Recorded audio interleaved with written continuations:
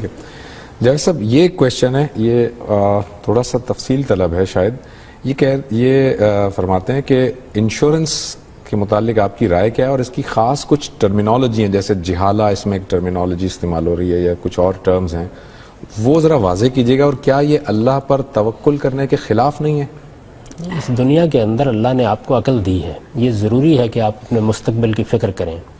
اس کی تعلیم ذاتی زندگی میں بھی دی گئی ہے. قرآن مجید نے یہ بتایا ہے کہ اگر آپ اپنے مستقبل کے لیے بچا کے کچھ نہیں رکھیں گے اور آپ سب کچھ خرچ کر ڈالیں گے تو پھر یہ اندیشہ ہے کہ جب ضرورت پڑے گی تو آپ اس موقع کے اوپر خائب و خاسر ہو کے بیٹھے ہوئے ہوں گے. سورہ بنی اسرائیل میں یہ کہا ہے نا. ٹھیک ہے، تو گویا آپ کو اپنے مستقبل کے لیے، یعنی جب آپ اخراجات کر رہے ہوتے ہیں تو کچھ بچا کے رکھنا چاہیے. یہ خدا کی دی ہوئی عقل ہے. اجتماعی سطح پر اس کی نہایت اعلیٰ تعلیم سورہ یوسف میں دی ہے. یعنی بادشاہ کو خواب دکھایا گیا، قحط آنے والا ہے. بالکل صحیح ہے. سیدنا یوسف علیہ السلام نے اس قحط کے معاملے میں ایک مستقبل کی کئی برسوں کی منصوبہ بندی کی ہے. صحیح ہے. اس میں کم و بیش 7 سال کا عرصہ ایک ہے، 7 سال کا عرصہ ایک ہے. اتنے لمبے عرصے کی منصوبہ بندی کی گئی ہے. تو یہ ضروری ہے. خدا نے ہم کو عقل دی ہے. انسان کو پیدا اس طرح کیا گیا ہے کہ وہ جانوروں کی طرح نہیں ہے. جانوروں کے اندر بھی یہ جبلت رکھی گئی ہے کہ وہ اپنے مستقبل کی منصوبہ بندی کرتے ہیں. کتنے جانور ہیں جن کا مطالعہ کر کے معلوم ہوتا ہے کہ وہ بعض اوقات اپنا 6 ماہ کا ذخیرہ اکٹھا کرتے ہیں، غذا اکٹھی کرتے ہیں. بالکل کرتے ہیں. تو اس وجہ سے یہ بات ٹھیک نہیں ہے. اس کا اس سے کوئی تعلق نہیں. آپ کو بندوبست کرنا چاہیے جائز طریقوں سے.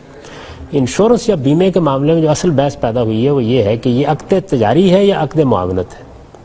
عام طور پر ہمارے ہاں جو فقہی ذہن کے لوگ ہیں اس کو عقد تجاری کے طور پر دیکھتے ہیں. اس کی وضاحت کر دیجیے گا. یعنی مطلب یہ کہ ایسا ہی ہے کہ جیسے آپ ایک کاروبار کر رہے ہیں، آپ سے میں پیسے لیتا ہوں، بیع و شراء کرتا ہوں، یا آپ مجھے قرض دیتے ہیں، تو وہ اس کو ایسے ہی لیتے ہیں کہ جیسے آپ نے ایک کمپنی قائم کی ہے اور میں نے آپ کو ماہانہ پریمیم کی شکل میں قرض دینا شروع کر دیا ہے، اور اس پر اب آپ جو کچھ مجھے دیں گے وہ سود ہو جائے گا. اس کی وجہ یہ ہے کہ قرض پر منفعت کا مطالبہ کیا جائے تو یہ سود ہے. اچھا ٹھیک ہے، ٹھیک ہے. لیکن اگر اس کو ایک دوسرے زاویے سے دیکھا جائے کہ یہ کوئی اس طرح کا عقد تجاری ہے ہی نہیں، یہ عقد معاونت ہے.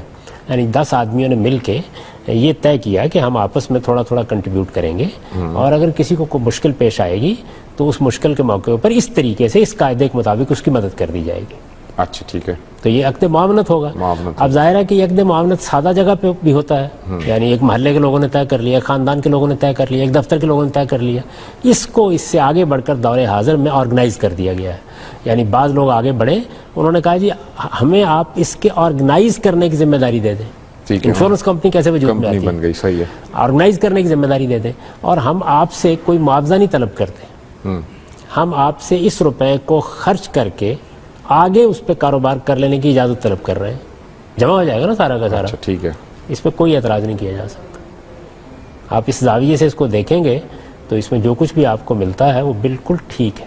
اس لیے آپ چاہیں تو اس موضوع کے اوپر میں نے مقامات میں جو مضمون لکھا ہے بیمہ کے عنوان سے، اس کو پڑھ لیں. غلطی بنیادی طور پر وہاں ہوئی ہے. تو عقد تجاری میں یہ مسئلہ پیدا ہوتا ہے کہ غرر نہ ہو، ضرر نہ ہو، جہالت نہ ہو. یہ مسائل اصل میں عقد معاونت میں ہوتے نہیں. یہ ہوتے ہی نہیں ہوتے. اچھا، آپ جب بیمہ کمپنی کو اس بات کی اجازت دیتے ہیں کہ وہ آپ کے پیسے کو کاروبار میں لگائے اور اس سے منافع حاصل کرے، تو آپ اسے ایبسلوٹ اجازت تو نہیں دے رہے، آپ اسے کاروبار کی اجازت دے رہے ہیں، لیکن اسے مطلق اجازت نہیں دے رہے. اگر وہ کسی حرام کاروبار میں لگائے گا اور پھر اس کا منافع آپ کو لوٹائے گا تو پھر تو اس میں قباحت آئے گی نا. اصلاً منافع نہیں ہوتا. اصلاً یہ ہے کہ یہ تجربے سے معلوم کیا گیا کہ جو کچھ بھی آپ ادا کر رہے ہوتے ہیں اس میں ڈیمانڈ کتنی ہوتی ہے. دیکھیے نا، 50 لوگوں نے مل کے 10 روپے دیے تو مطالبہ کتنا آئے گا. اب تک کا تجربہ یہ بتاتا ہے کہ 13%، 14% سے زیادہ مطالبہ نہیں آتا.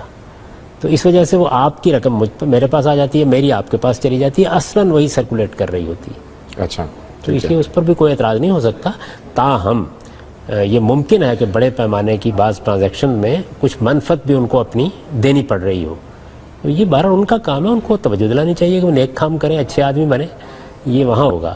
اصل میں جو بیمے کا پورا معاملہ ہوا ہے اس میں کوئی قابل اعتراض چیز نہیں.